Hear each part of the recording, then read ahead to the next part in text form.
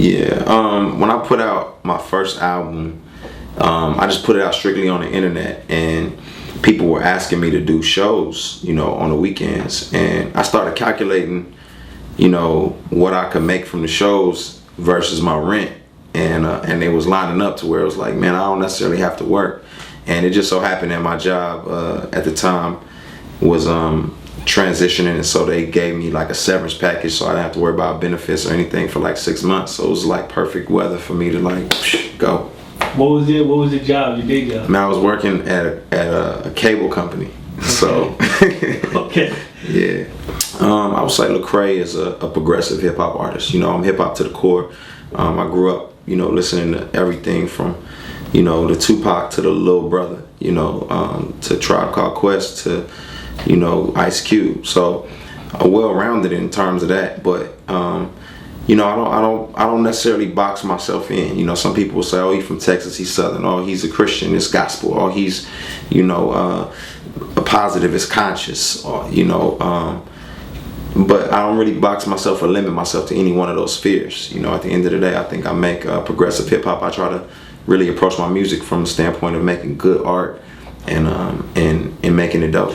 Yeah, I think it's real important. I think, as my album stands and just the recent success of it says something to hip hop specifically that that you don't have to follow the cookie cutter patterns. You know what I'm saying? You don't have to, just because stripper songs are making it right now, you don't have to make stripper songs, especially if that's not you.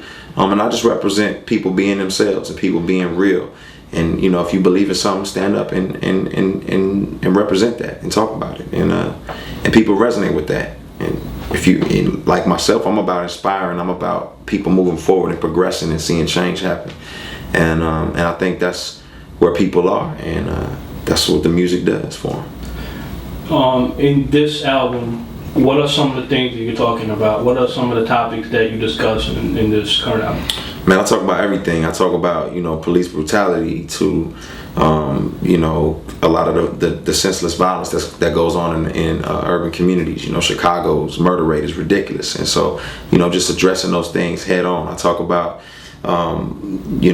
relationships and just being committed regardless of the circumstances in a relationship. And I talk about my faith in God and how it sustains me and keeps me where I'm at. I think it's like a lot of different philosophies, people have. Some people say, man, this is just entertainment. I'm just an entertainer, and my art doesn't really imitate my life. But then there's other artists, like myself, who, I don't know how to be fake. I don't know how to pen something that's not me. All I know how to do is authentically give you what I have. And that's what I love about hip hop. It was always an opportunity to express myself, to express who I am. And so, if it's just entertainment for you, and you creating this facade and this, then own up to that off the mic. I don't think a lot of people do that. The actors from The Wire, they'll get off the camera and tell you, that's nothing like how I really am. I don't even roll like that. But it's rare you see artists who say, nah, man, I'm not really in the streets like that. I don't really, I don't do that. I got 2 kids in private school, man. It's rare you hear them say that. So just be real. I got my man Novel.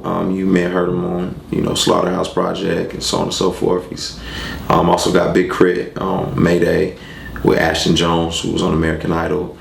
I got Matai, who's also featured on The Voice, and then my whole crew. Reach Records is just a ferocious fan of incredibly talented MCs. So it's got some great artists, but everybody's there for a reason. So it's not just collabs just to have a collab. Yeah.